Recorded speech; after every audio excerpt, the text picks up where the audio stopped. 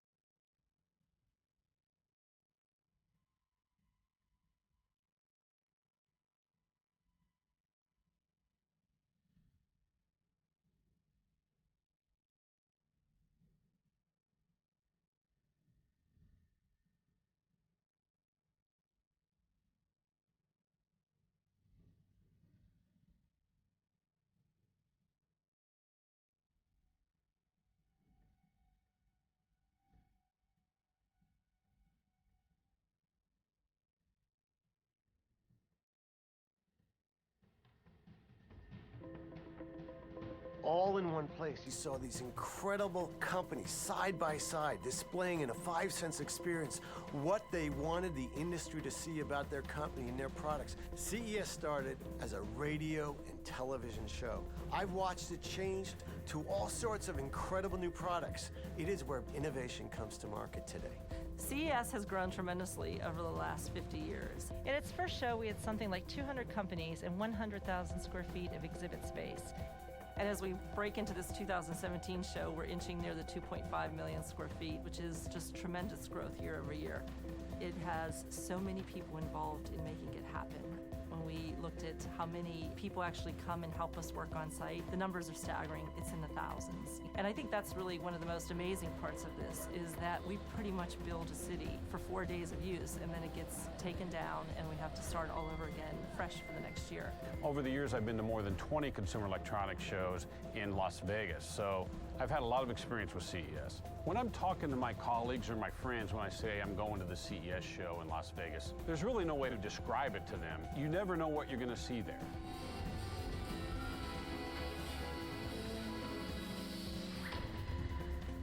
This is like a trade show, a circus, a kid in a candy store experience, all these things rolled into one, and then you're probably going to get surprised by something else along the way. This is where I get to get it all. We've seen the American consumer go from a few devices in their home to over 25 now. And CES reflects that. It reflects the world of innovation, which is transforming everything. People come to us first with the ideas of unveiling something or talking about how technology is coming to play within their industry. We attract some of the world's biggest business leaders to come in and talk a little bit about what the future of technology looks like. And that's really given us a huge opportunity to nurture new companies in year over year. CES not only makes room for the big companies like Samsung, Sony, but it also makes room for startups, and that's driving a lot of the economy now. So they have an entire area just devoted to startups, and whether it's software, devices, wearables, healthcare, they make room for that, and that's what helps this show grow and remain relevant. As a first comer, I don't think you can ever be ready for something like this. There's so many eyes looking at you. There's so many potential partners, potential clients. So CES can become a game changer in a day. From the feedback we got, from the contacts we made, CES made our project into a company. You're also getting the relationships of people, which are still so important to everything we do. And you could do it all in one place in 4 days, and that's why people come from around the world, and they get relationships that last forever out of CES. I think a lot of the reasons why this show continues because people want that tactile experience. They want to see it, they want to touch it, they want to feel it. It's that moment where you just see that whoa come out of their face. And I think that's some of the magic of CES, is the fact that there's always going to be something there that just blows your mind. We believe passionately about the power of innovation to change the world, and it is our mission to make sure that everyone can come to one place who's connected with innovation and have them see where the future is going. We've had the opportunity to grow CES for 50 years, but when I think about the show 50 years from now, what do I think about? They'll be looking at how they solve the next world's problems. And I think that that's some of the magic that we put in building CES to get us to these 50 years, and I hope that it's something that will continue for the next 50 years.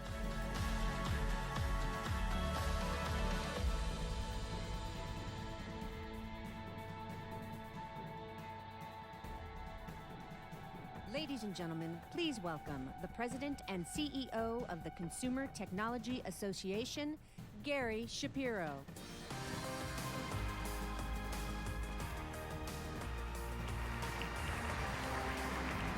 Good evening, and welcome to CES 2017. We are so happy to welcome a true visionary who is at the forefront of the next era of computing. Jensen Huang started Nvidia in 1993 as a PC graphics company. He wanted to create a PC gaming market that did not yet even exist. Now, gaming is the largest entertainment industry in the world.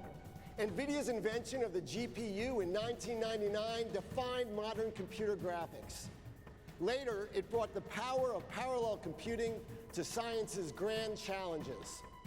The Nvidia GPU is conjuring up the amazing worlds of Hollywood films and accelerating the Cancer Moonshot Research Initiative. It is the brain solving the most complex problems in computer science. And today, Nvidia is at the center of the greatest computing challenge of all time: artificial intelligence. Next year, Tesla cars will hit the road with fully autonomous capabilities, powered by Nvidia's AI car computer. Now, Jensen was recently ranked by Harvard Business Review as one of the world's top-performing CEOs. And Nvidia was last year's top #1 performing company in the S&P 500, with a share price more than tripling. He visited the CTA headquarters in 2008, and he spoke to our staff at our staff meeting. He was also profiled that year on the cover story for CTA's i3 magazine. He is focused, engaging, and certainly visionary. Ladies and gentlemen, please welcome Nvidia's founder and CEO, Jensen Huang, to share his vision of the exciting future ahead. It's great to be here.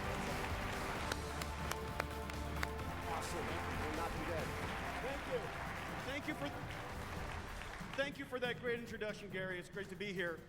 We have a special treat for you, so we're going to just walk off stage real quick, play this video for you, and we'll be right back.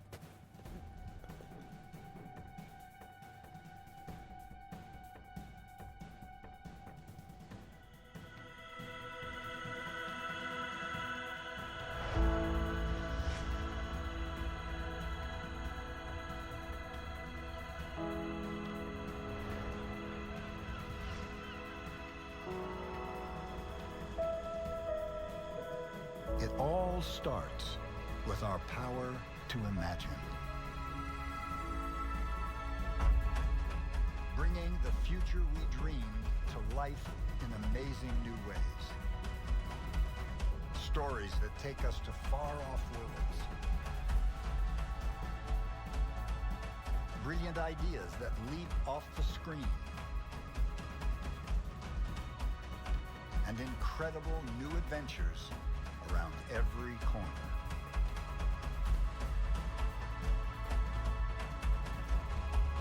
Imagination has unlocked the promise of AI, where robots help us build a better future, give us a helping hand, and even entertain us.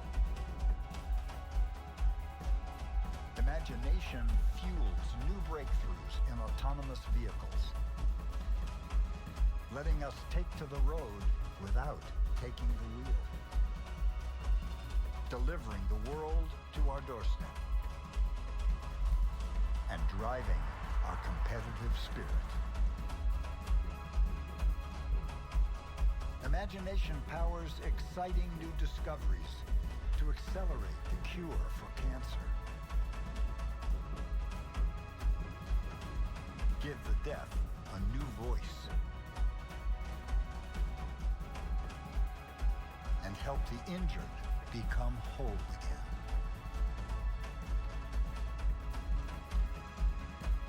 Our imagination opens up amazing new worlds. Nvidia brings them to life with AI computing that turns visionary ideas into life-changing innovation and sparks our sense of wonder about what comes next.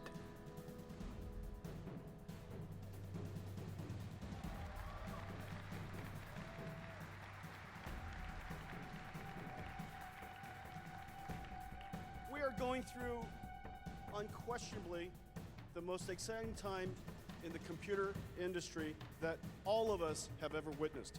What we thought was going to be science fiction for years to come is becoming reality as we speak. Our work at Nvidia is dedicated towards a computing model focused on visual and AI computing. It's built on top of the GPU that we pioneered. This computing model is able to solve problems that normal computing isn't able to solve. And we dedicate ourselves to tackling the most challenging computing problems in the world. There are 4 areas that we focus on. Surprisingly for many, over the years, we dedicated ourselves to video games. Not to mention the fact that it's incredibly fun, it's incredibly beautiful, and we love it. Video games is also the highest volume, most computationally intensive application the world has ever known. It is about achieving virtual reality. And now all of a sudden, all the technologies are coming together for us to finally achieve virtual reality, augmented reality, mixed reality, and bring together the experience of the holodeck for real for the first time. Computer graphics technology, computer vision technology, and artificial intelligence will come together to realize this exciting new computing platform that we call VR, AR, or mixed reality. Our technology is also used in the cloud. AI supercomputers are being built all over the world today, so that all of you, when you're talking to the internet, when you're making queries, those searches all pass through artificial intelligence, so that the query that you make, the assistance you seek for, is much more helpful to you. And then lastly, some of the most exciting things we're working on today, the most impactful work that we're doing for the society, for the industry, self-driving cars and autonomous vehicles. These 4 areas we've been endeavoring for some time. And then all of a sudden, the last several years, an enormous breakthrough happened. Researchers all around the world working in a new field, a new technique of machine learning called deep learning, met the GPU, and the big bang of artificial intelligence happened. This technique allows software to write software, allows computers to learn from experience and data, and allows the computer to recognize complex patterns that are easy for you and I, but incredibly hard for computers. And it does so by hierarchically building up feature representations to represent very complex information, complex patterns, but building it up from hierarchies of simpler patterns. The ability to recognize a face, for example, with its infinite variability, built on layers and layers and layers of artificial networks. The lowest layer could just be edges made up of pixels. The layer above that could be contours, shapes, textures, motifs. The layer above that could be parts of a human face. And then eventually, it's able to understand the representation of a face. And understand the representation of a face in its incredible variability. It could be, you could be wearing your hair a little bit differently. You could be wearing a hat. You could be looking away partly. And somehow, we human can recognize that person. Finally, for the very first time, using this technique called deep learning, we're able to do the same with computers.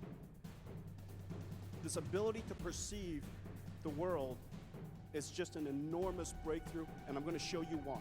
Why this foundational technology, foundational capability was so important. It just had one incredible challenge, one incredible handicap, and that is the amount of computation necessary, the amount of data processing necessary is absolutely enormous. And then one day, the AI researchers met the GPU that we invented, and the big bang of modern AI happened. The achievements have been fast and furious. Some of the things that we've been able to accomplish in just the last several years, absolutely mind-blowing. You have all heard about the AlphaGo achievement. Demis Hassabis and his DeepMind team was able to teach a computer how to play Go, the most complex game we know how.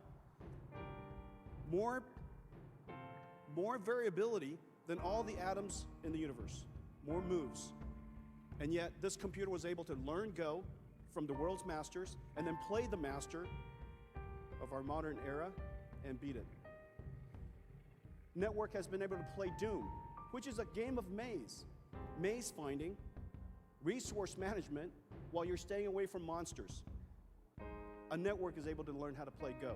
A network has been able to learn the style of artists, Van Gogh, Monet, Picasso, and apply that style to photographs. A network has been able to synthesize our voice. Instead of our voices stitched together from a whole bunch of little tiny chunks, this network is able to learn the tonation of our voice, and from the words that we feed it, synthesize how we would speak. A network was able to learn to recognize an image and understand its context and caption that image. A network was able to turn images that it sees in computer cameras and translate it directly through repeated trial and error, called reinforcement learning, to eventually adjust its motors and learn motor skills. A network was able to learn how to walk by itself, just by teaching it the kinematics of a robot that is actually sitting on the ground. After repeated trying, the robot was able to stand up and walk. And in fact, we've been able to teach a car how to drive. Driving is a skill. It's not mathematics. Kids can learn how to drive, adults drive, and yet we do no computation whatsoever. We do no Newtonian physics whatsoever in our head. We just drive. We've been able to teach a car how to drive. The achievements that you see in front of you is impossible until just recently. It was just impossible until recently. And all of a sudden, because we're now able to understand the complex nature of the world, to perceive the world through vision, through audio technology, through natural language, we're now able to apply artificial intelligence to solve problems that we had never conceived of in the past. The enabling technology behind all of these great achievements is GPU computing. And that GPU had the benefit over 23 years. That GPU had the benefit over 23 years to be fueled by the single largest simulation industry in the world. The single largest entertainment industry in the world, video games. To many, it's just for fun. To us, it's incredibly fun. Not to mention, it propels the science of our company. PC gaming is thriving and vibrant. It has doubled in the last 5 years to $31 billion. It is the single largest game platform today, and GeForce is PC gaming. GeForce is also thriving and vibrant. In the last 5 years, it has doubled in revenues. There are 200 million GeForce gamers around the world. The dynamics that are driving this business is multidimensional. Of course, it is a global industry. And before anyone has a game console, or even ever gets a game console, everyone has a PC.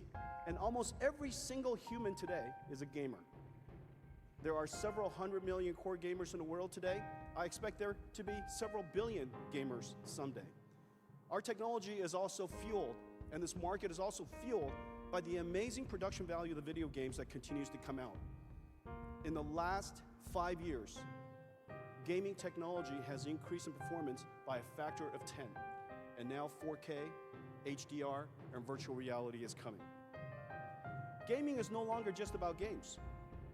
Gaming is now the world's largest sporting event. The world's largest sporting event. In fact, it is very, very likely that esports will someday be larger than all of the other sports events combined. Esports, 100 million video gamers. When you watch them play games, it's a game of intelligence, it's a game of tactics and strategy, it's a game of teamwork, and it's also a game of incredible hand-eye coordination. The training is intense, the number of people who enjoy it, 325 million spectators for esports are now part of this very young sport.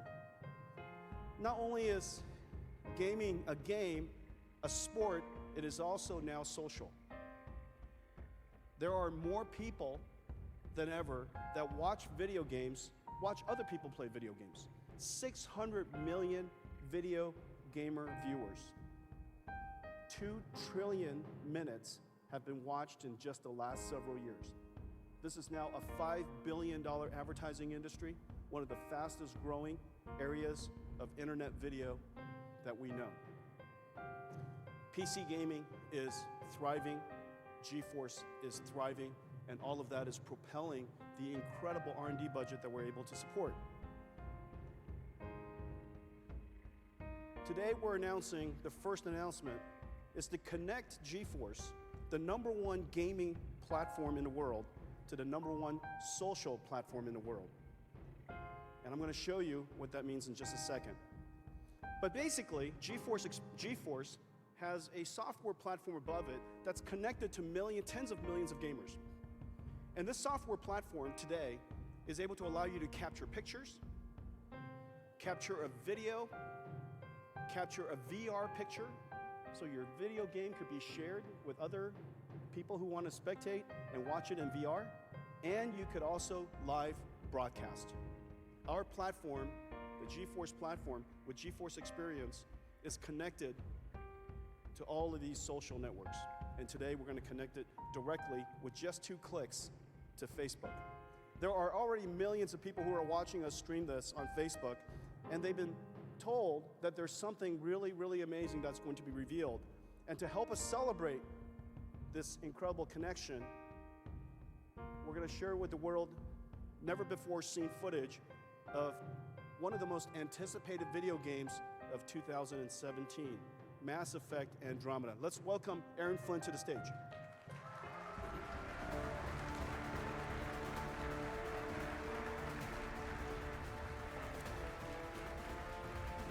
Aaron, it's great to have you here. Thank you so much, Jensen. Well, Thank you. you know, you're going to tell us a little something about Mass Effect, but before you tell everybody, you guys have been working on this for quite a few years. I mean, this is the 4th chapter of this incredible franchise, and it is just going to be a doozy of a new chapter. Tell us about thank you. Yeah, absolutely. We've been on this game for almost 5 years now, since it started as an idea. We'd wrapped up the Mass Effect trilogy and knew we wanted to tell a new story with new characters and new places to go and explore. And so we reached out and decided we need new technology to do that. That's why we turned to Frostbite, started working with the Frostbite team and really investing in that and building on that. And that's allowed us to do all sorts of really cool things, larger environments than ever before, more dynamic, more detailed characters than ever before to tell stories with, and even better gameplay now with verticality and destruction. Now, the thing that's really amazing about Mass Effect is it's an RPG, but the story is really, really deep. I mean, these are explorers that are traveling to the Andromeda Galaxy. Absolutely, yep. And they're able to do so, of course, at faster than light, speed of light. Absolutely. Because they're able to use this incredible element that they found called Element 0 on Mars, and as a result, reduce their mass to 0. That's excellent, Jensen. Isn't wow, that that's right? amazing. Wow. That's great. Jeez. and you and I both know that unless your mass is 0, you have no shot of traveling at the speed of light. I've heard that, yes. And therefore, Mass Effect, ladies and gentlemen. Brilliant. Mass Effect. And this is the thing that's really amazing. And as we're talking about this, and I just want to take just a couple more seconds to build a suspense for all of the gamers that are on the web. There are millions of people who are watching, and they're going to tear down everything that you show them in a moment. I mean, all the skill trees that are going to be revealed for the very first times, the weapons that are going to be revealed for the first time, the aliens that you might show for the very first time. Right? The battle tech that you might show for the very first time. I mean, every one of those frames are going to be stop framed, and they will be dissected endlessly until this game launches. Endlessly, yeah. Would you say? Oh, absolutely, yeah. And I expect no less of our fans, to be honest. It'd be great to have them do it. Okay, so what we're going to show you here is this. These are real game footage.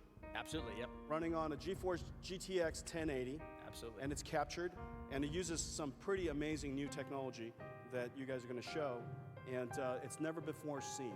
Ladies and gentlemen, Mass Effect Andromeda, Aaron Flynn's studio, BioWare. Thank you.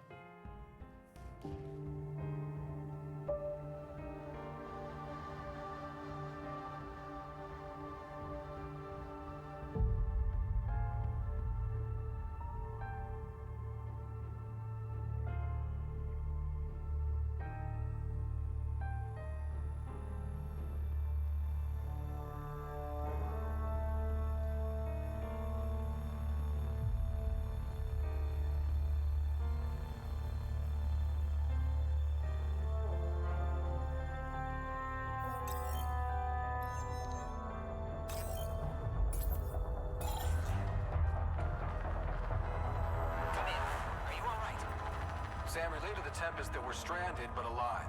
No choice but to investigate PB's signal.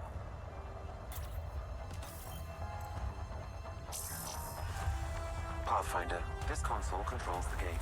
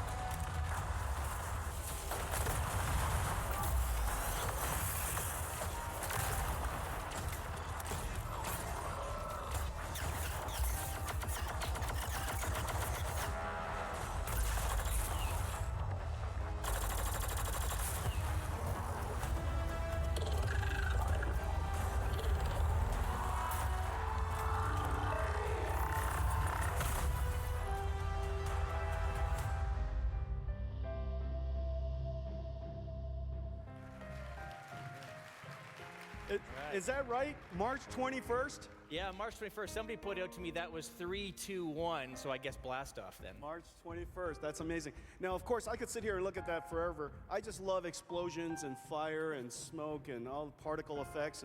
And of course, everybody sees beautiful things, and all we see is computer graphics and the mathematics behind it. And so the things that how about highlighting a couple of things about the Mass Effect game, the game mechanics, or things that you might want to highlight? Yeah, sure. So in that mission there, we were helping one of our squad mates named PB go and earn some loyalty from her. So that was part of her loyalty mission. That's a whole new planet there you get to go to and explore. You're learning about her background, learning about the background of the Remnant, who are the robots there who you're fighting. And you're seeing things like our dynamic profile system, which lets you change your character class dynamically in real time, something new to Mass Effect. You're seeing all sorts of verticality in there. You're seeing the destruction. You're seeing all that good stuff now available in Andromeda. That's unbelievable.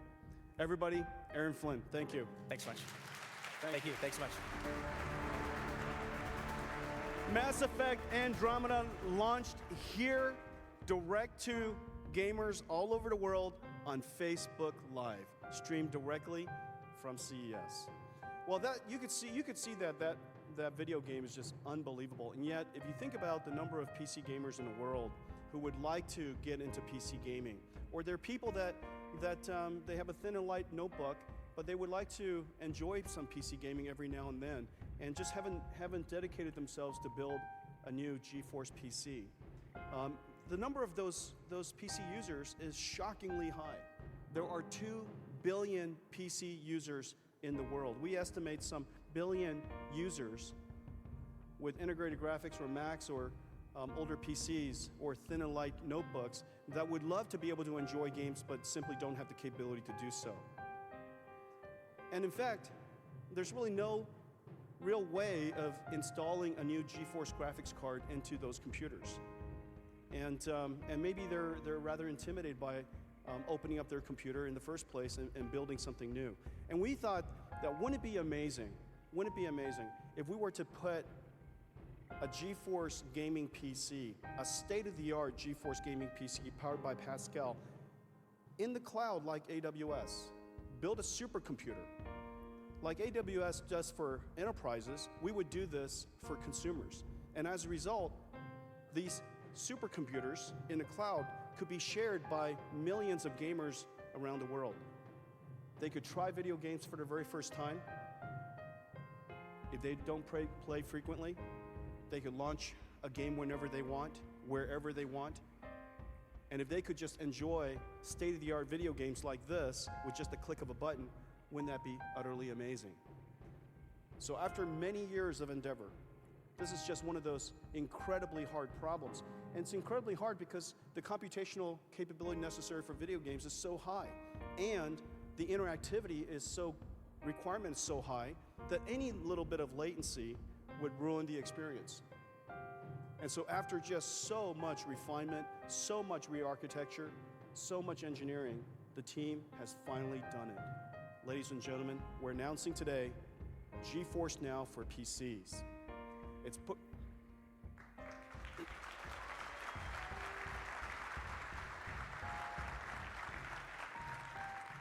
GeForce Now. It turns any of your PCs with the download of a little tiny client with a click of a button, into essentially your most powerful gaming PC. And it's all in the cloud, just one click away. Why don't we take a look at it?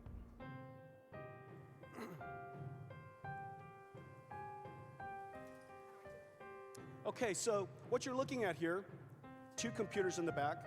One is based on PC, one is Mac, your usual desktop that you recognize. The thing that you instantly recognize on the PC side is all of the major stores and hubs are now available, and they work perfectly. Steam, with 150 million users, works perfectly. Origin from Electronic Arts works perfectly. Uplay from Ubisoft works perfectly. Multiplayer works perfectly. All of your stored states, your checkpoints, all of your friends, all work perfectly. Every single game works exactly as it should. All of the software has been updated.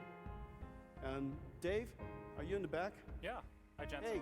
Hey, Dave. Happy New Year, first of all. Hey, Happy New Year to you. Why don't we do this? Why don't we launch Steam? Steam is the single most popular video PC gaming store in the world. And here David's launching Steam on GeForce Now. Usually takes about 15 seconds or so. Okay, there you are.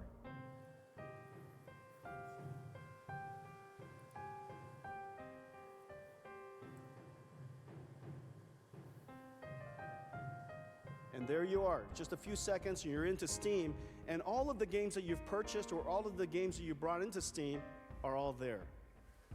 It also works on a Mac. So why don't we go over to the Mac? It's just one of the apps on Mac. Double click on that. There it is, Steam on Mac.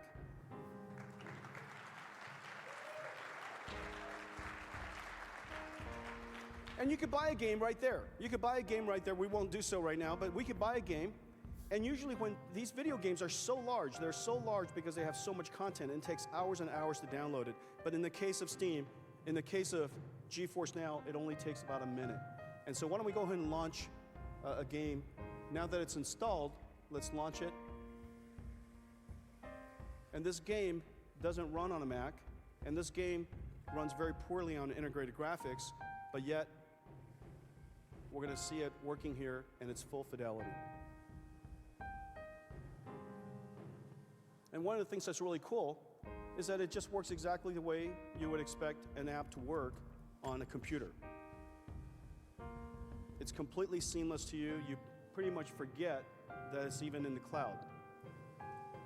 And video games are complicated in the sense that the game is always being patched, there's always digital download content, the drivers need to be enhanced all the time, and we can do that all behind your back, update it all the time. Keep your computer always fresh.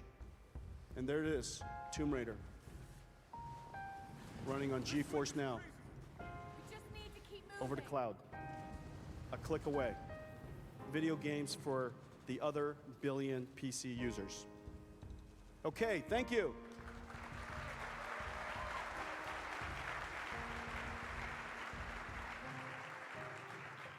So GeForce Now will be available in March for the early users.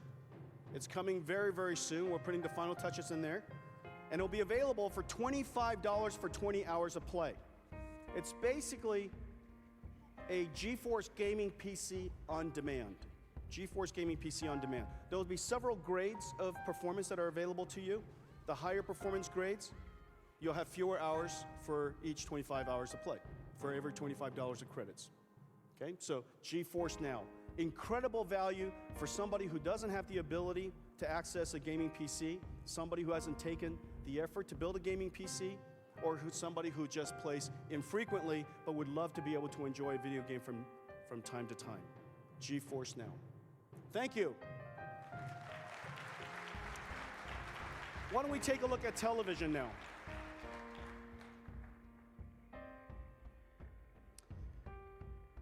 A year and a half ago, we announced our partnership with Google to build the world's first Android TV. Our vision was that just as smartphones has revolutionized the way we do mobile computing and communicate, that smart TVs would also revolutionize the way we enjoy entertainment at home. That with a powerful computer connected to a cloud store, able to run applications, that we would be able to realize this new revolution in how we enjoy content at home. We call that Shield, and it was the world's first Android TV console. And it was built by Nvidia, of course. You would expect the performance to be incredibly good. Users all over the world have been absolutely delighted by it. We've continued to refine it and support it and enhance it. The number of applications is growing. The performance keeps getting richer. Today, we're announcing a major upgrade to Shield. Ladies and gentlemen, the new Shield.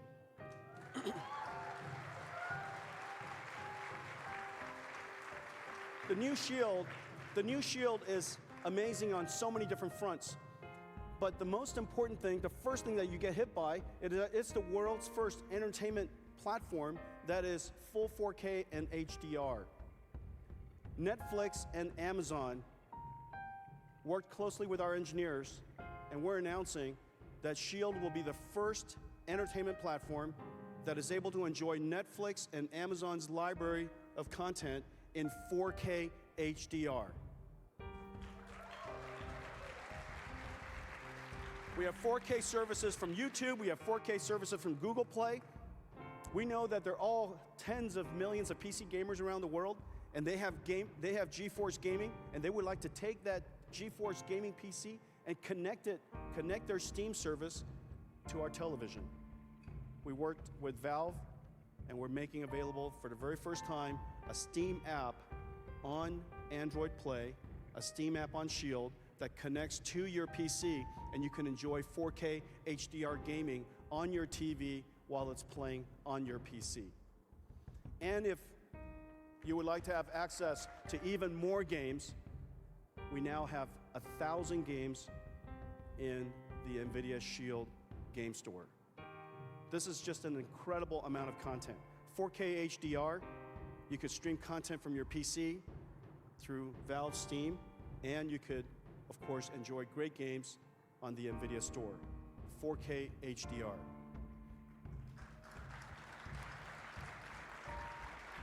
But we didn't stop there.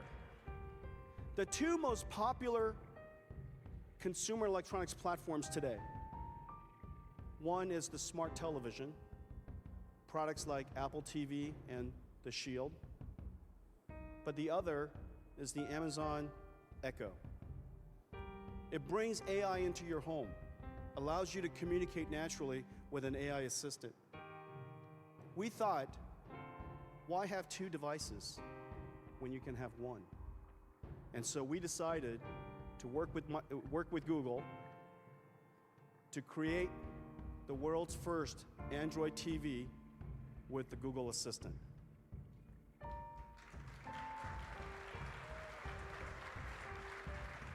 Now your television,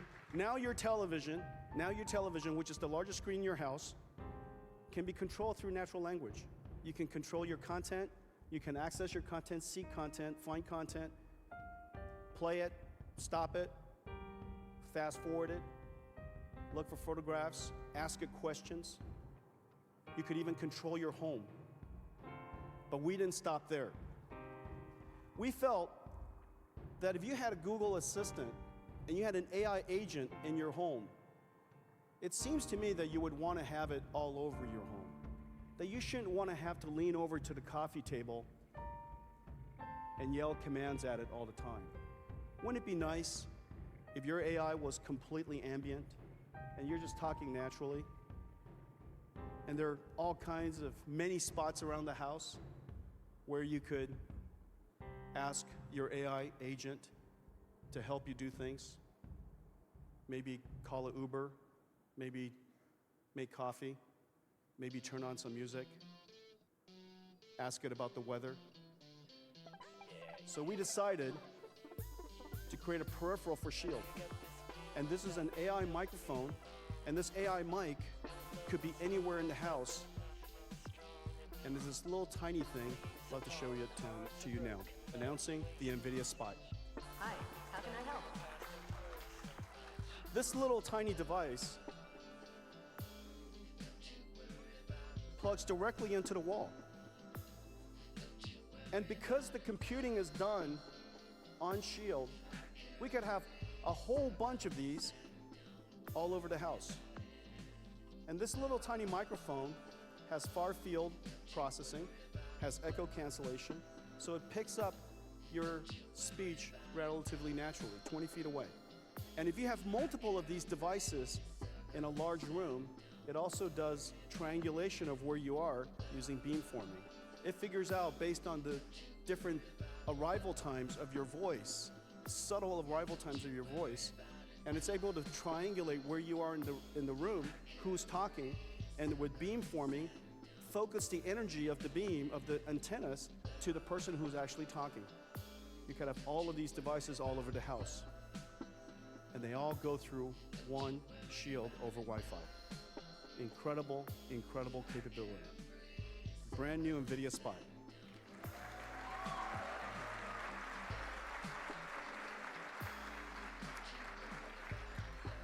So we made a short little video to help you understand how we imagine people using the Google Assistant and the Nvidia Spot in your home. Let's play it.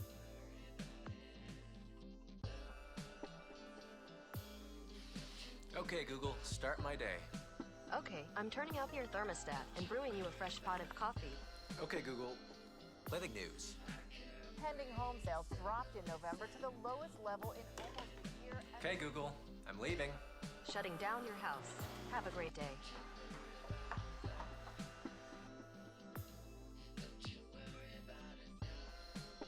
Okay, Google, show me some popular TV shows. Just drama. Only recent ones. Play trailer from Stranger Things. Hey, that looks like your grandma's house. Kind of. Okay, Google, show pictures of Grandma Mary's house. See what I say? Yeah, you're right. You wanna watch it? Yeah, let's watch it. Okay, Google, play Stranger Things on Netflix. What do you guys think?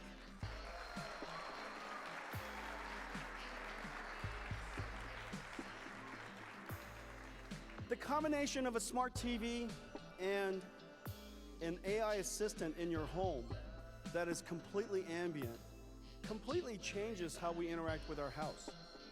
I think in the future, our AI, our house is going to become an AI. And increasingly, the vision of Jarvis is going to be realized. And whereas Mark Zuckerberg at Facebook has incredible programming skills, and he could take his year to build Jarvis for his home, I've decided that we should build it for all of you. And so today with Shield, with the new Shield, with the Nvidia Spot, the Google Assistant, and the integration with the SmartThings Hub that connects to hundreds of consumer electronics devices, smart plugs, coffee makers, garage doors, locks, thermostats, smart cameras. We can now integrate all of those consumer electronics devices and all of the exciting ones that we announced this year into the Shield experience, and all controlled by Google Assistant. So ladies and gentlemen, the brand new Shield for $199.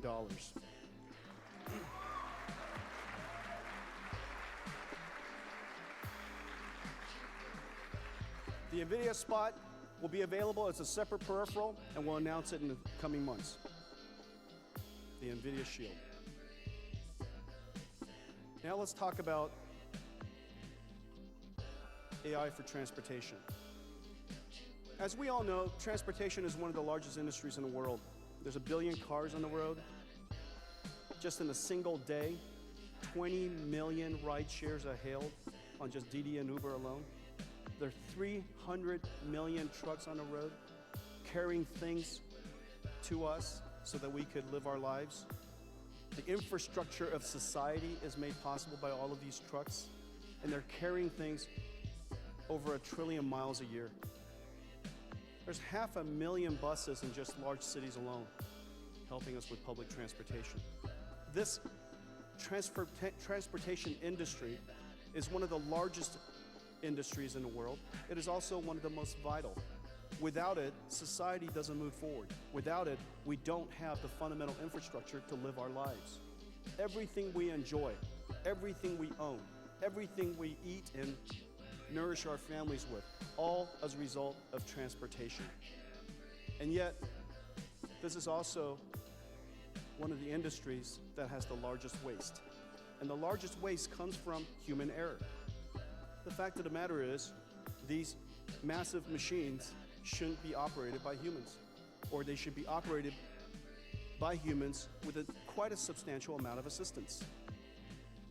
The amount of waste that comes from accidents, whether it's damages or loss of lives, emergency room visits, insurance, measures in hundreds of billions of dollars a year. Over the course of a decade or two, the waste and the human suffering that comes from it is enormous. There's other forms of waste as well. Most of the cars that we enjoy are mostly parked. By and large, everywhere we look, there are parked cars. There are parked cars in beaches and parks. There are parked cars in cities. There are parked cars on campuses. By the way, this is the Nvidia campus. There are parked cars all over the streets, littered everywhere. Wouldn't it be amazing if we also reduced that waste? And how could we change the face of our community? How can we reinvent our lives? The amount of waste that we could help contribute to reduction, if we could somehow bring to bear autonomous vehicles, what is otherwise known as self-driving cars, would be absolutely amazing. This is the reason why we've decided almost a decade ago to start working on autonomous vehicles and to start developing the technology necessary for someday for your car to become essentially your most personal robot. And it is so intelligent that it's able to perform its function, enhance your mobility, keep people safe, while of course do it intelligently and keep people out of harm's way. The technology necessary to do so is incredibly hard until just very recently. GPU deep learning has made it possible for us to finally imagine realizing this vision in the next year. We can realize this vision right now. Now, when you think about self-driving cars, at some level, it's relatively easy. It's easy because we all do it. It's so easy that we can't even explain it. How do you explain to somebody on a sheet of paper that has never driven a car how to drive a car? Well, the reason for that is because intelligence that we've come very naturally with is incredibly hard for computers. And as I mentioned earlier, deep learning has made it possible for us to finally crack that nut. That with deep learning, we can now perceive the world, not just sense the world. Sensation is seeing, hearing, touching, those are senses. Perception is accumulating all of those senses and building a mental model of what it is that you're perceiving. We can now finally, with deep learning, perceive our environment surrounding the car. We can also reason about where the car is, where everything else is around the car, and where everything will be in the near future. We can predict, using artificial intelligence, where everything else around us and where we will be, so that we can decide whether the path that we're on or the new path that we're going to take is going to be safe. We also have the ability now, as I've shown you earlier, with the same with robotics, motor skills, and walking skills, that we could use the same technology to teach a car how to drive, just by watching us. By watching us, observing us, learning from us, a car could literally learn how to drive. That supported by HD maps, which are maps in the cloud. Another way of thinking about, in the context of intelligence, knowledge, a priori knowledge, we can now compare what we perceive with what we know to be true in the cloud and determine what to do. And meanwhile, you can never stop learning. The world is changing all the time.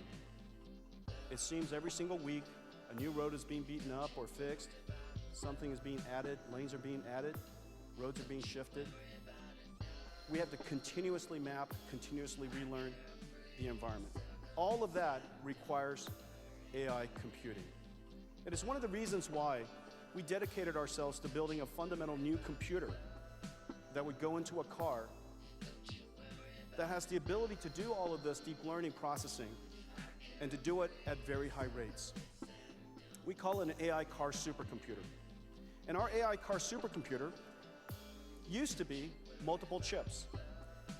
And we're building a new one, it's called Xavier, that fits into a little tiny computer like this. This is what an AI supercomputer looks like for your future self-driving car. It's a little tiny computer like this, and it has sensor information that comes in, and CAN information controls the accelerator, the brakes, the steering, and all of the other things that you want to control inside the car. This runs a new operating system we call DriveWorks that takes multiple sensors in, fuses it, recognize and perceive, localize, reason, drive, and it does so while connecting to the HD map and comparing ourselves relative to the information that we get from the HD maps. Incredibly powerful. 8 high-end CPU cores inside this chip, 512 of our next generation GPU. It is ASIL D. The computer is ASIL D. The chip is ASIL C. It is the ASIL Automotive Safety Integrity level. The quality level, the reliability level of this computer is bar none. And then lastly, we do all of that. The performance of a high-end gaming PC shrunk into a little tiny chip, 30 tera operations, trillion operations in just 30 watts. Little tiny computer. We can chain a whole bunch of these together depending on the application, and this will be the future of our self-driving car strategy. Let me show you now what our AI car computer can do. We created a car called BB-8, and it's an AI car, and it runs everything that I just described. This computer, this brand new operating system, and a whole bunch of AI networks. Let's roll it, please. Take me to Starbucks in San Mateo.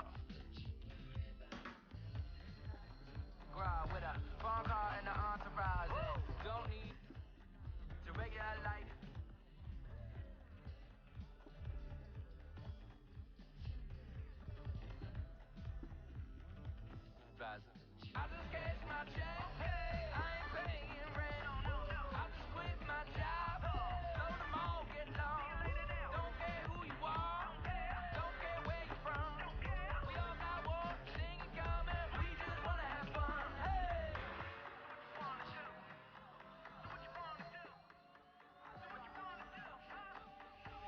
everything. Good vibes only. I just cash my check. I ain't paying rent. I just quit my job. Go to mall, get lost. Don't care who you are.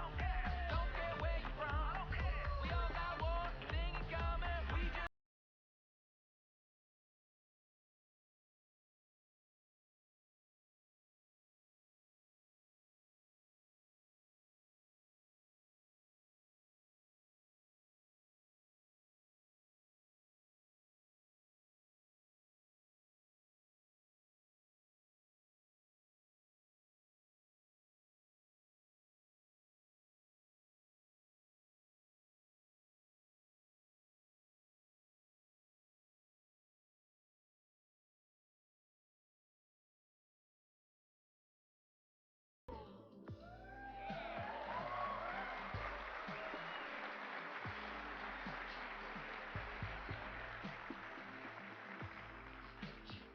BB-8's running in the East Coast, is running in the West Coast, and it's just incredibly fun watching BB-8 zipping around. Incredible. Whoop, whoop. So the Nvidia BB-8 AI car. So our vision is that these cars running all of the AI networks that I just described, connected to HD clouds, should be able to drive from address to address in a very large part of the world. However, there are always places where the confidence of the AI, the confidence of the car, is not high enough to drive by itself. But because it knows where it's going to go, it knows the path. It could determine its confidence level in different parts of the path. And it could tell you which part you should drive yourself where it has low confidence in supporting. We believe that the car is going to be an AI car for driving. But we believe the car itself should also be an AI co-pilot. So ladies and gentlemen, today we're announcing a new capability on the Nvidia AI car computer. It's called the AI co-pilot, and it basically works like this. Remember, the car has sensors all around it. It's got cameras, it's got radars, it's got lidars, so it has surround perception. The car also has cameras and speakers inside the car. And so it has internal car perception. It is aware of its surroundings. It's aware of the state of the driver. It's aware of this. The Nvidia Spot gives you an array of speakers and microphones. There's an array of speakers and microphones inside a car. And so this car has incredible perception capability, if only the AI was running all the time. We believe that the AI is either driving you or looking out for you. It's either driving you or looking out for you. When it's not driving you, it is still completely engaged, even though it doesn't have the confidence to drive, because maybe the mapping has changed, or maybe the road is too tricky, or maybe there's just too much traffic, too many pedestrians, and that it shouldn't drive. It should still be completely aware, and it should continue to look out for you. We call that AI co-pilot. Surround and environmental awareness, as well as in the cabin passenger driver awareness. Let me now show it to you. And so what you're looking at here is the 4 cameras. There is a bicycle on the right 45 feet ahead. So notice there's 4 cameras, front, rear, left, and right. And the front camera, notice there's a biker in front of you about 45 feet ahead. And maybe your eyes aren't looking in that direction.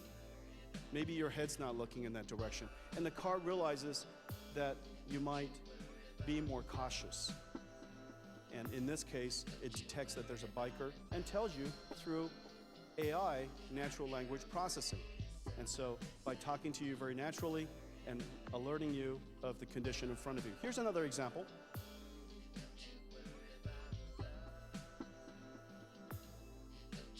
Careful, there is a motorcycle approaching the center lane. And so in this case, the idea is relatively simple, incredibly complex to execute. You have to understand what you're seeing, and you have to convert what you're seeing into natural language, otherwise known as captioning, and then saying it in a natural way in the car so that we can understand what the car would like us to be concerned about. And so that's environmental awareness, surrounding awareness. We also would like to have the capability for inside the car AI. The AI should be paying attention to you too. Maybe you're not looking where you should be driving, where you're driving. Maybe you're dozing off. Maybe you had a little bit too good of a time. The AI should pay attention. Maybe the AI notices that you're a little bit aggravated and probably should pull over. Too much road rage. And so those capabilities modern AI networks can absolutely do. And so let's take a look at that.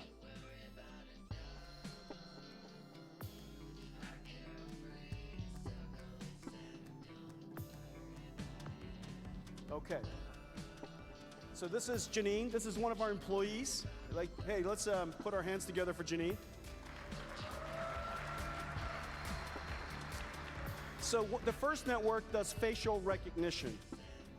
Okay, and it does facial recognition incredibly well. This is deep learning facial recognition networks are among the best in the world, and it's reaching human level capabilities. This next one is head tracking. By looking at Janine with a camera, the artificial intelligence network is able to determine where her head is looking. Okay, this one's really cool. The artificial intelligence network, the deep learning network, just by studying her eyes, is able to figure out what direction she's gazing. Maybe she's looking at, no, shouldn't do that. Okay, so that's called gaze tracking. And this next one is really cool. This is inspired by, this is lip reading. Take me to Starbucks. And so if your car is too noisy, and there are too many people talking, and yet you said something rather important, wouldn't it be nice if your AI car was able to recognize and read your lips and determine what it is that you said? This particular capability was inspired by the researchers at Oxford working on the LipNet, and they've been able to achieve a lip reading capability that's 95% accurate. A human, the best human, is about 53% accurate. And so this gives you a sense of the state of the art of artificial intelligence networking. You combine what I just described on the external surround perception capability and in-car passenger and driver perception. The combination of that allows us to always be aware and to keep the car, keep the driver as alert as possible, and always be on the lookout for us. Not to mention all of the things that I described to you earlier about Shield and Google Assistant. We'll surely have that assistant capability inside the car so that you can talk to your car and get whatever access to any information or enjoy any content and media you would like. This is the Nvidia AI car platform. From the bottom up,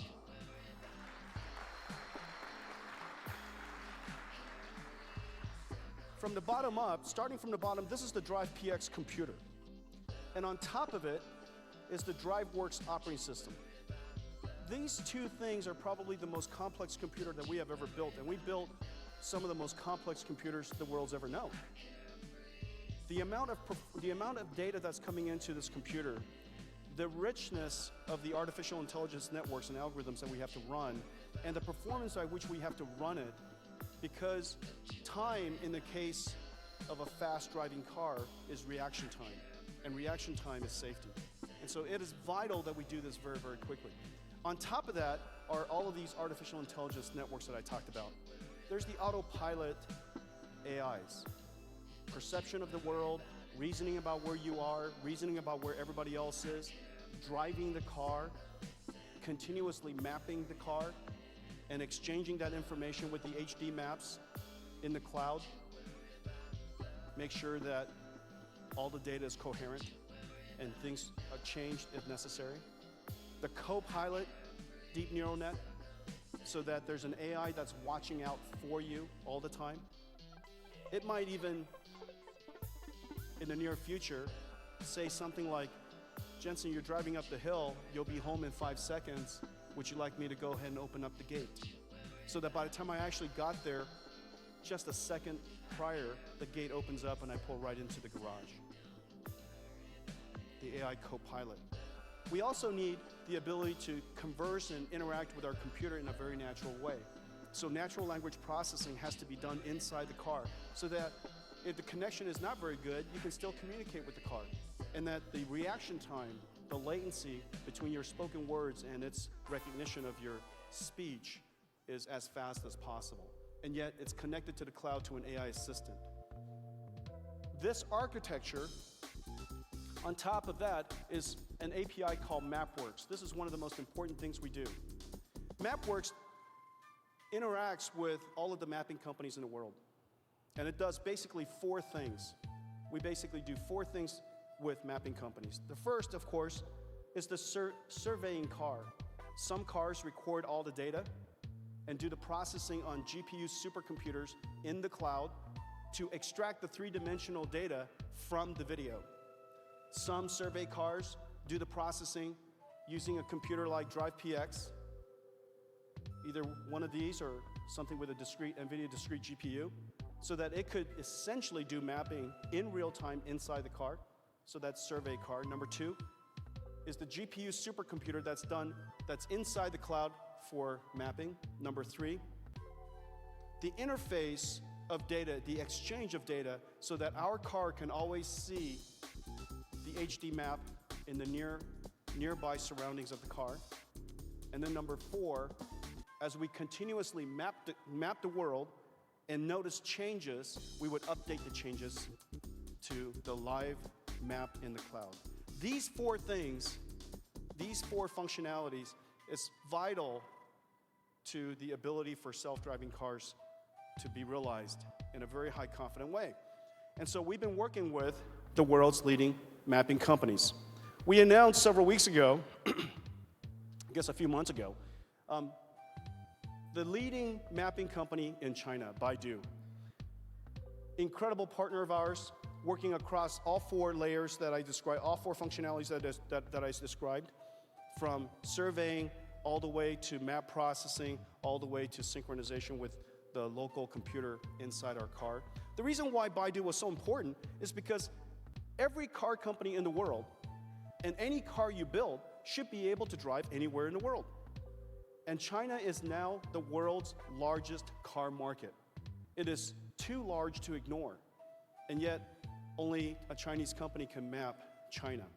And Baidu has mapped more of China than any other company. And so partnering with Baidu was a very logical first. We then partnered with TomTom, leading mapping company in Europe. Today, we're really super excited to announce that we're partnering with Zenrin, the leading mapping company in Japan.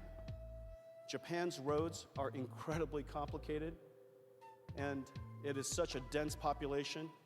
The mapping of Japan is quite an extraordinary task. Zenrin is an amazing company, and we're working with them to map Japan.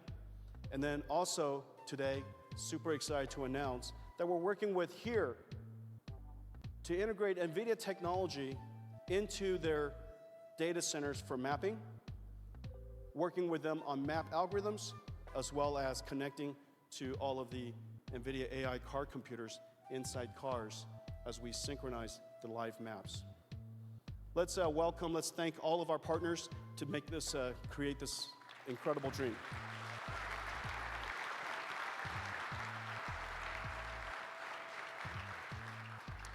Well, building this ecosystem, building this computer is a gigantic effort. As I mentioned, this is the most complex computing problem that we've ever tackled. This is high-performance computing done in real time. And the AI algorithms that we're developing are all first of its kind. And yet, the endeavor is such great importance. There are so many companies who could really help us realize this dream. I am super excited to announce today that ZF is now a partner in helping us turn this computer into a production computer for the automotive industry. ZF is the leading truck and commercial vehicle supplier in Europe. They're also one of the world's top 5 suppliers to the automotive industry. This is an extraordinary company, and they are the first to announce a production drive computer Drive AI computer to the market. It's available commercially for sampling, and it will ship into production this year. Ladies and gentlemen, ZF.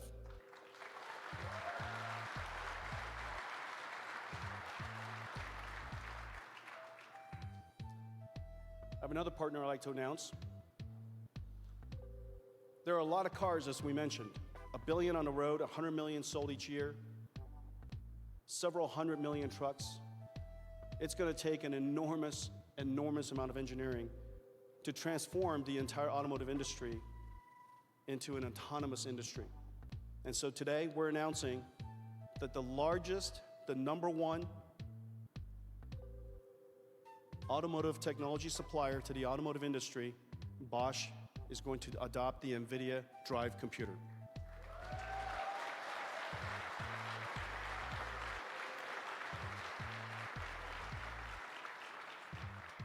The largest and the 5th largest automotive supplier in the world have now adopted the Nvidia computing platform so that we can bring AI computers to the autonomous industry. Bosch, a 130-year-old company, 375,000 employees, over $70 billion over 70 billion euros, enormous company. They serve every single car company in the world. Unbelievable reach, and it's just such a great pleasure to partner with them. I will be at the Bosch Connected World in March, and with a little bit of luck, we're going to give you guys a major update on the work that we're doing together. So Bosch.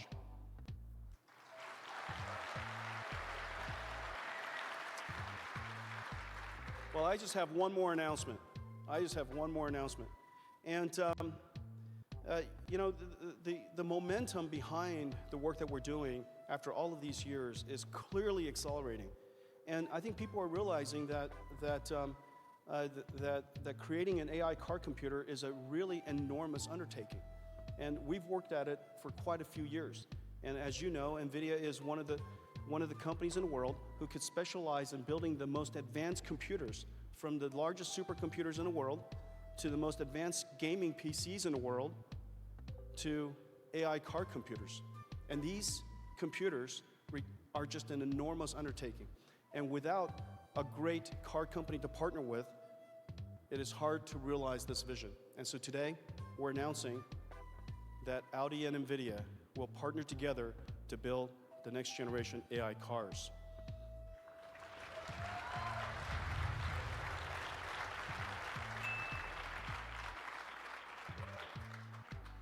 Audi and Nvidia building an AI car, the world's most advanced autonomous vehicles, powered by Nvidia's AI car computer.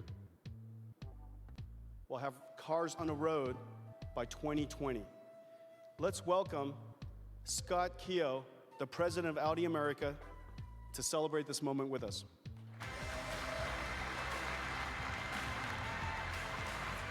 Cool stuff, Jack. Scott, it's great to have you. Happy New Year. Thank you. My God. I'm glad you saved the best for last, so I appreciate that. You should always go last because you're always the best. And gosh, we've been working together for 10 years, and we've been building these advanced cars for quite a long time together. You know, frankly, when we first started working together, the car had no internet. When we started working together, there were no internet-connected maps. And when we started working together, there were no rich graphics inside the cars that we enjoyed. Yep. And because of the efforts that we've worked on together, we now have millions of cars, millions of Audis that are driving all over the world, and we really led in technology, information technology. Yep. Now, the next phase of information technology is artificial intelligence. Yep. And when you think about artificial intelligence and the concept of someone who's been so long in the automotive industry, what is the implication of AI to the automotive world, and what is the implication of AI to Audi? I think it's massive. You know, the first thing on your first statement, I just want to say, you know, our partnership goes back 10 years. And if you think about where Audi was in America, we were selling 60,000 cars a year, didn't have much of an impact. If you look at this year, we sold a record 210,000 cars. And the reason we did it, honestly, is the crazy technology that Audi engineers and your engineers put together. It's a virtual cockpit, Google Earth, Google Maps, point of interest, incredible stuff. So that's the secret sauce. And I think with you, we want to keep the secret sauce moving. Look, if I think of your entire presentation, it's quite simple to me. We want to get to this nirvana state safer, and we want to get there sooner. And really, the only way to go about doing that, there's no amount of programming in the world that's going to manage the complexity of what happens in the street environments daily. The only way to get there is with artificial intelligence. So clearly what we're announcing is the first thing is a really cool demonstration. In the Gold Lot, you can drive a Q7, and I think what's phenomenal, when you look at the course, this vehicle, if you want to use the term, has been trained for only 4 days. So in 4 days, it's dealing with obstacles, it's dealing with different roads, it's dealing with complex environments. Did you guys just pick that up? 4 days. There's an Audi with an Nvidia AI car computer in the Gold Lot driving by itself today, right now. Exactly. And I think, thank you. Not end of next year, not end of this year, right now. Yeah, and I think that's classic Audi. I mean, we want to put things into the real world, put things into action, and I think it's cool. Now, if you wanted to go program this, it would probably take months upon months, so this gives you a sense of the power. And then, of course, the announcement here, we're excited. We're talking highly automated vehicle in numerous situations by 2020. This will be in production, level 4 automation, so this is huge, really huge. You know, we've been in the auto... Yeah, I got one back there. We've been working together for 10 years, and we've been in the automotive industry a long time, and obviously we're both car buffs, and we love car technology. But in no time in the history that I remember has the technological change in the automotive industry has been so dramatic, so imaginative, so exciting, and yet so fast. You know, and yet at Audi, you guys have managed somehow to always keep up with the pace. How would you describe the culture and the reason why it is that you guys have been able to stay up and always be in the forefront of it all? Yeah, I think the thing we love at Audi is I think most car companies like to look to protect themselves. They protect themselves with their scale, they protect themselves with regulations. And I think at Audi, we don't look to protect ourselves, we like to compete, we like to innovate. And obviously, the automobile business has sort of been stuck in the automobile section for probably 50 years. Now it is in the front page of everything. Whether it's mobility, whether it's car sharing, whether it's piloted, whether it's connectivity, all these powerful things that are happening, it's so cool to be integrated in society. And I think what we also look at, which is important, is, of course, what is the real meaning? And I think now we have a real societal meaning. You mentioned the great stuff. We move goods, we move people, we share freedom, we do that kind of things. But the fact that we can bring this kind of safety onto the road, and it's sort of, breathtaking, but you can drive a car perfectly, drive it perfectly for years, and 1/100th of a second look away, and then look at the disaster that can come. You can prevent that. My mother, 80 years old, drives a B9 A4, loves the car. Her driving career is going to be coming to an end. This can extend that. My kids, who are going to be teenagers soon enough, it's the most dangerous thing you can do is drive a car as a teenager. So these are big societal changes that we can make together. This gets you out of bed in the morning in a very big way. This is cool. Really, really this is cool. Well, let's make sure none of our kids ever have to drive. Amen.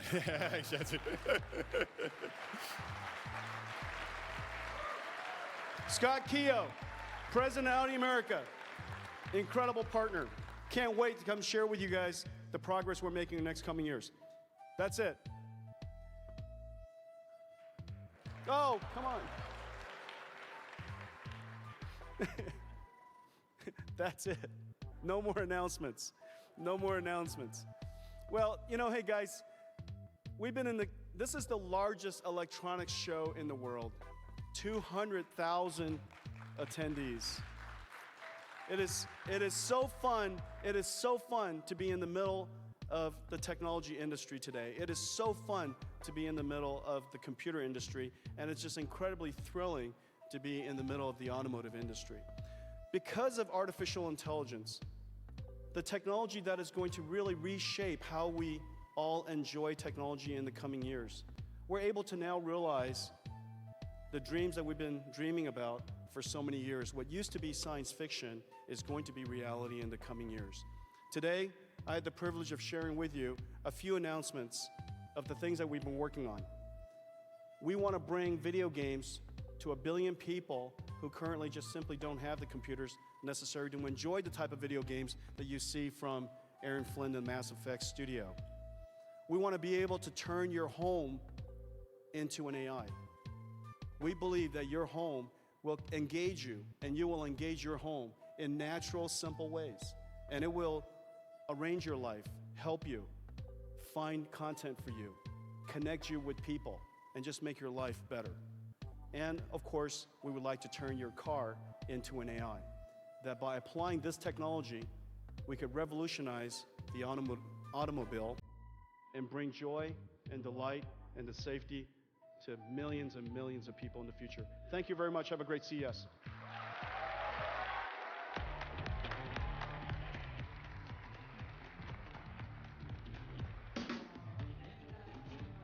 With a phone call and an entourage, and don't need to regular life.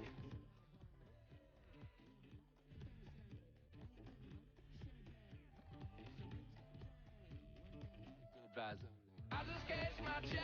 I ain't paying